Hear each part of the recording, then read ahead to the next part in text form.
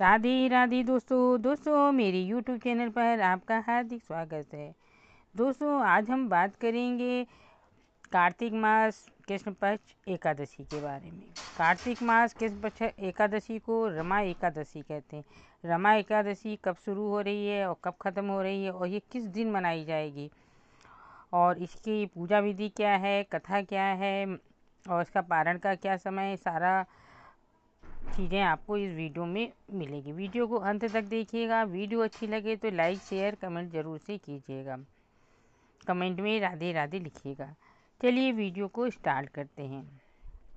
दोस्तों कार्तिक मास की एकादशी का बहुत बड़ा महत्व है। कार्तिक मास में माँ लक्ष्मी जी का माना गया है। भगवान विष्णु एकादशी को भगवान विष्णु और लक्ष्मी जी की पूजा की जाती है। कार्तिक कृष्ण पक्ष एकादशी की शुरुआत 27 अक्टूबर को सुबह 5:23 से हो रही है, जो 28 अक्टूबर तक रहेगी। रमा एकादशी का व्रत 28 अक्टूबर को मनाया जाएगा। एकादशी की तिथि प्रारंभ 27 अक्टूबर 5:23 हो रही और उसका समापन है वो अक्टूबर 28 को 7:50 तक है, मतलब सुबह 7:50 तक है। तो उदया तिथि के अनुसार एकादशी 28 तारीख को मनाई जाएगी। इस दिन द्वादशी छू रही है, इसलिए 28 तारीख को मनाई जाएगी। और 27 अक्टूबर को एक द्वादशी बिल्कुल भी नहीं है, पूरा दिन एकादशी है। तो इसलिए जो हम गृहस्थ जीवन वाले लोग हैं वो 28 अक्टूबर को ही एकादशी को मनाएंगे। उस दिन द्वादशी भी है। और रमा एकादशी की पूजा विधि क्या है? भगवान श्री हरि विष्णु का जल अभिषेक करें। प्रभु का पंचामृत सहित गंगा जल से भी अभिषेक करें। विष्णु भगवान को पीला चंदन पीले पुष्प अर्पित करें। मंदिर में घी का दीपक प्रज्वलित करें। संभव हो तो व्रत रखें और व्रत लेने का संकल्प भी करें। रमा एकादशी का व्रत का पाठ करें। ओम नमो भगवते वासुदेव मंत्र का जाप करें। पूरी श्रद्धा के साथ भगवान श्री हरि विष्णु लक्ष्मी जी की आरती करें और विष्णु जी को तुलसी दल सहित भोग लगाएं और साथ में माँ लक्ष्मी जी की भी पूजा करें। और इस दिन विष्णु सहस्त्र नाम और विष्णु स्तुति वगैरह करनी चाहिए और माँ लक्ष्मी जी की भी पूजा और महालक्ष्मी मंत्र वगैरह भी बोलना चाहिए। पूरा दिन ओम नमो भगवते वासुदेव का जाप करना चाहिए। और रमा एकादशी के दिन लक्ष्मी माता की पूजा करने से विशेष फल की प्राप्ति होती है। इस तरह आप पूजा करें। पूजा में फलाहार का ही भोग लगाएं, अन्न का इस दिन बिल्कुल भी भोग न लगाएं और हो सके तो फलाहारी खाएं। अब मैं आपको रमा एकादशी की कथा सुनाती हूँ। बोलो विष्णु भगवान की जय हो। कार्तिक मास कृष्ण पक्ष रमा एकादशी की कथा। अर्जुन ने आनंदित होते हुए कहा, हे भगवान, अब आप मुझे कार्तिक मास की कृष्ण पक्ष की एकादशी की कथा सुनाइए। इस एकादशी का नाम क्या है तथा इसमें किस देवता की पूजा की जाती है? इस एकादशी का व्रत करने से क्या फल मिलता है? कृपा करके ये सब विस्तार पूर्वक कहिए। श्री कृष्ण भगवान बोले, हे कुंती पुत्र, कार्तिक मास के कृष्ण पक्ष की एकादशी का नाम रमा है। इसके व्रत करने से समस्त पाप नष्ट हो जाते हैं। इसकी कथा इस प्रकार। प्राचीन काल में मुचकुंद नामक एक राजा राज्य करता था। इंद्र, वरुण, कुबेर, विभीषण आदि उसके मित्र थे। वह बड़ा सत्यवादी तथा विष्णु भक्त था। उसका राज बिल्कुल निष्कंटक था। उसके चंद्रभागा नाम की एक कन्या थी, जिसका विवाह उसने राजा चंद्रसेन के पुत्र शोभन से कर दिया। वह राजा एकादशी का व्रत बड़े ही नियम से करता था और उसके राज में सभी कठोरता से इस नियम का पालन करते थे। एक बार की बात है कि शोभन अपनी ससुराल आया हुआ था। वह कार्तिक का महीना था। उसी माह में महापुण्यदायिनी रमा एकादशी आ गई। इस दिन सभी व्रत रखते थे। चंद्रभागा ने सोचा कि मेरे पति तो बड़े कमजोर हृदय के हैं, वे एकादशी का व्रत कैसे करेंगे, जबकि पिता के यहाँ तो सभी को व्रत करने की आज्ञा है। मेरा पति राजाज्ञा मानेगा तो बहुत कष्ट पाएगा। चंद्रभागा को जिस बात का डर था वही हुआ। राजा ने आज्ञा जारी की। इस समय उनका दामाद राज में पधारा हुआ है। अतः सारी प्रजा विधि पूर्वक एकादशी का व्रत करे। जब दशमी आई तब राज में ढिंढोरा पिटा। उसे सुनकर शोभन अपनी पत्नी के पास गया और बोला, हे प्रिय, तुम मुझे कुछ उपाय बताओ, क्योंकि मैं व्रत नहीं कर सकता। यदि मैं व्रत करूंगा तो अवश्य ही मर जाऊंगा। इस पर चंद्रभागा बोली, हे प्राणनाथ, मेरे पिताजी के राज में एकादशी के दिन कोई भी भोजन नहीं कर सकता। यहाँ तक कि हाथी, घोड़ा, ऊंट, पशु आदि भी तृण, अन्न, जल आदि ग्रहण नहीं करते। फिर भला मनुष्य कैसे भोजन कर सकते हैं? यदि आप व्रत नहीं कर सकते हैं तो किसी दूसरे स्थान पर चले जाइए, क्योंकि यदि आप यहाँ रहेंगे तो आपको व्रत तो अवश्य ही करना पड़ेगा। उस पर शोभन ने कहा, हे प्रिय, तुम्हारी बात राय उचित है, किंतु मैं व्रत करने के डर से किसी दूसरे स्थान पर नहीं जाऊंगा।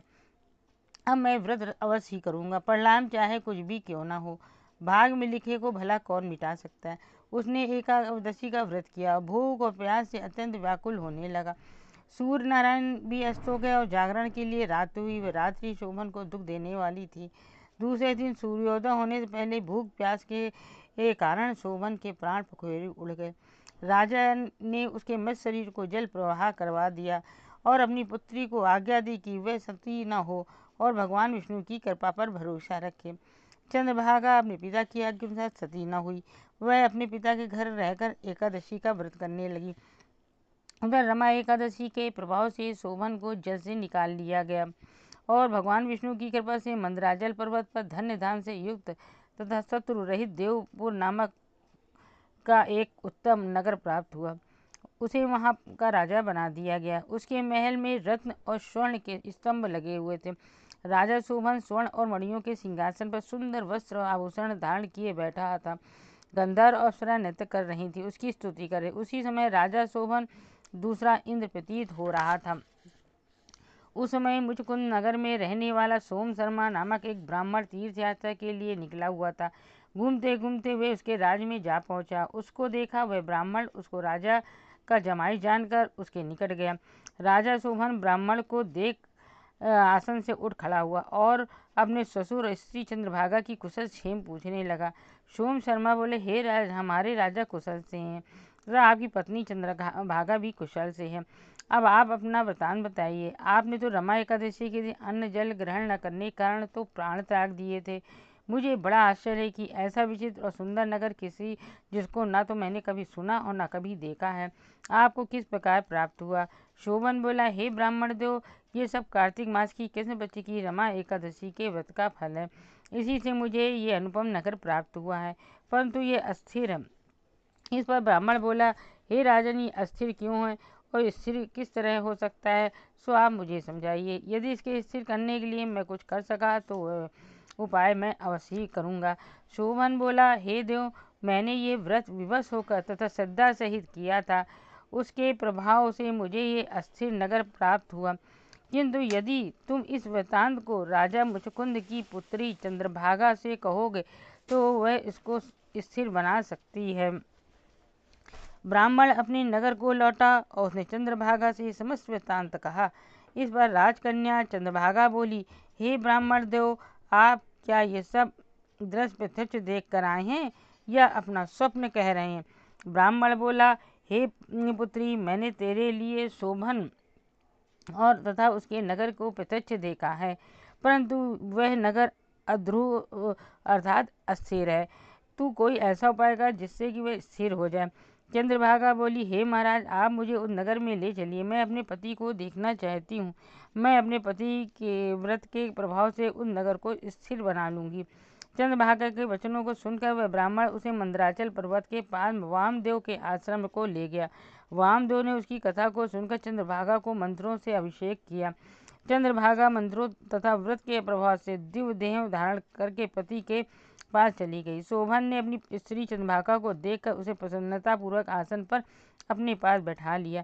चंद्रभागा बोली, हे प्राणनाथ, अब आप मेरे पुण्य को सुनिए। अब जब मैं अपने पिता के गृह में 8 वर्ष की थी तभी मैं सविधि एकादशी का व्रत करने लगी हूँ।